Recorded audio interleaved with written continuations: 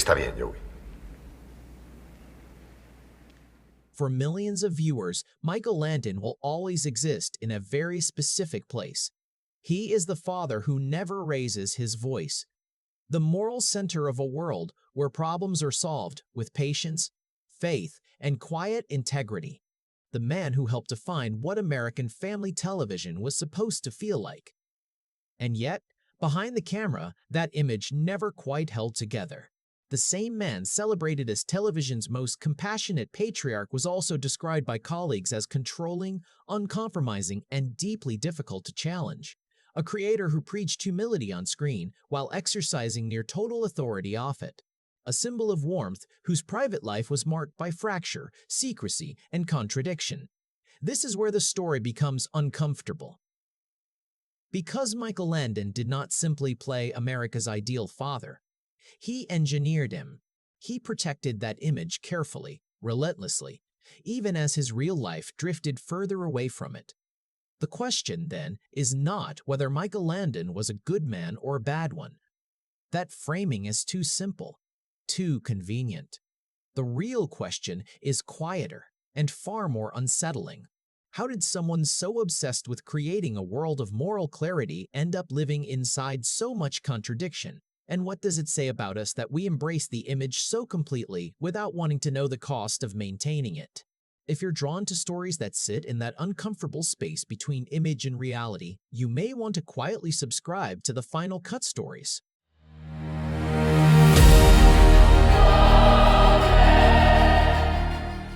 Where we explore cinematic retrospectives like this one, carefully and without rush.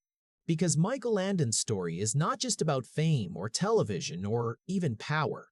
It's about what happens when a single person becomes responsible for an entire nation's idea of goodness, and what that responsibility slowly does to them. Long before Michael Landon became a symbol of moral certainty, he was deeply attuned to something far more fragile: approval.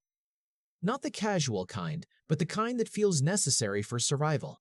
Those who knew his early life often describe an environment shaped by pressure, instability, and a constant need to perform.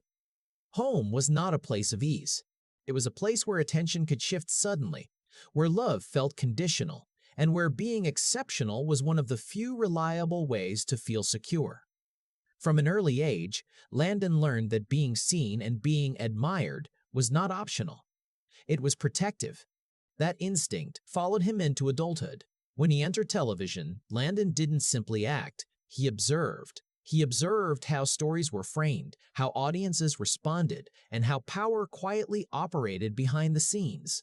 By the time he rose to prominence, first through Bonanza and later through Little House on the Prairie, he understood something most performers never fully grasp. Control mattered more than popularity.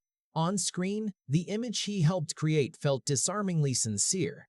A man of restraint, a father guided by principle rather than ego, someone who seemed immune to vanity in an industry built on it. Audiences trusted him instinctively because he appeared to stand for something stable in a rapidly changing world. Behind that image, however, was a creator who worked tirelessly to maintain it. Landon did not leave his public persona to chance. He wrote, directed, produced, and shaped tone with meticulous care. Every lesson delivered on screen reflected an internal belief about how the world should work, and perhaps more importantly, how he believed he needed to be seen within it. The success that followed was enormous, but it came with a quiet shift in dynamics. As his influence grew, so did the distance between collaboration and authority. Colleagues have since described a working environment where decisions flowed in one direction. Landon's vision was clear, unwavering, and rarely open to challenge.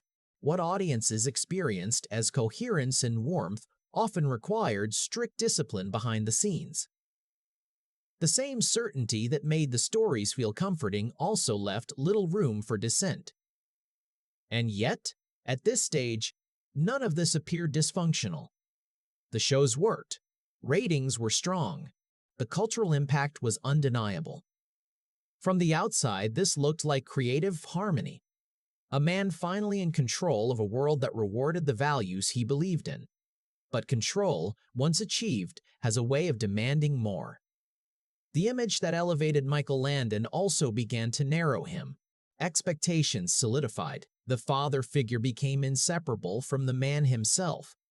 Deviating from that identity felt risky, not just professionally but psychologically. The more the public embraced the symbol, the harder it became to step outside it. Success didn't trap him all at once. It did so gradually, politely, under the guise of validation. And by the time the cost became visible, the structure supporting that image was already too rigid to bend without consequence. There is rarely a single moment when control turns into confinement. With Michael Landon, the shift happened quietly through accumulation rather than collapse. By the later years of Little House on the Prairie, the balance that once held his world together had begun to change. The role he played was no longer just a character, and the show was no longer just a project.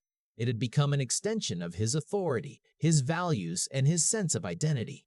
The separation between creator and creation thinned to the point where criticism of the work could feel like criticism of the man himself. This was the point where flexibility disappeared. As the industry evolved, audience tastes shifted, and the cultural moment that had once embraced uncomplicated moral clarity began to move on. Stories demanded more ambiguity. Television slowly made room for messier, less reassuring versions of humanity. But Landon's creative instincts remained firmly anchored to the world he had built. One where lessons were clear, conflicts resolved, and authority ultimately justified itself. That mismatch mattered. What once felt principled began to feel rigid. What once looked like leadership began to resemble isolation. Behind the scenes, tensions hardened. Creative disagreements were less often negotiated and more often decided. Relationships that had survived under the structure of success grew strained as the pressure to maintain control increased. At the same time, Landon's private life was drifting further away from the image he continued to present publicly. The contradictions were no longer abstract. They were lived, daily, and increasingly difficult to compartmentalize. Maintaining a moral center on screen required more effort as real life refused to align with it. The shift was not a scandal, and it was not a public fall. It was a narrowing. Opportunities became more limited, not because of lack of talent, but because the version of Michael Landon the audience trusted had become too specific to evolve easily. He was no longer simply choosing his path. He was protecting it. And protection, by its nature, resists change. In hindsight, this moment feels unavoidable. Once a person becomes the guardian of an ideal rather than a participant in a creative process, movement becomes dangerous. Any step in a new direction risks destabilizing the very foundation that made everything else possible. From here on, the question was no longer how high Michael Landon could go. It was how much of himself could remain intact while holding the structure together. When the center of gravity shifts, what follows is rarely dramatic. In Michael Landon's case, it was quieter than anyone expected. The authority he once held did not vanish overnight. It softened, then receded, leaving behind a career that continued but no longer occupied the same cultural position. The world he had helped shape on television slowly gave way to one that no longer required a single moral voice to guide it. Stories became more fragmented. Certainty lost its currency. What remained for Landon was not failure, but distance. Distance from the image that once defined him, and distance from an audience that had relied on that image for reassurance. His later work carried familiar themes: family, resilience, redemption, but they arrived in a different cultural moment, where reassurance felt less urgent and authority more suspect. And yet, the legacy endured, not because Michael Landon was flawless, or because the world he presented was complete, but because it offered something that television rarely attempts now: a sustained belief in coherence.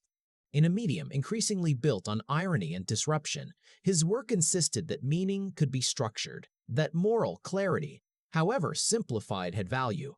That insistence came at a cost. To uphold an ideal so consistently, Landon had to live inside it, even when it no longer fit the contours of his own life. The contradiction introduced at the beginning of this story was never fully resolved, because perhaps it never could be. The image and the man were bound together too tightly for separation without loss. In the end, Michael Landon's story is not a cautionary tale about hypocrisy, nor a celebration of control. It is a reminder of what happens when an individual becomes responsible for maintaining a shared illusion of goodness. When an audience asks one person to embody stability, certainty, and moral direction, that person is left with very little room to be human. The question that lingers is not whether we misjudged Michael Landon. It is whether we understood the role we asked him to play, and what it costs anyone to carry it for too long. If this story sparked a thought or a question of your own, you're welcome to share it. Some stories are less about answers and more about the quiet weight of the roles we create and then refuse to let go.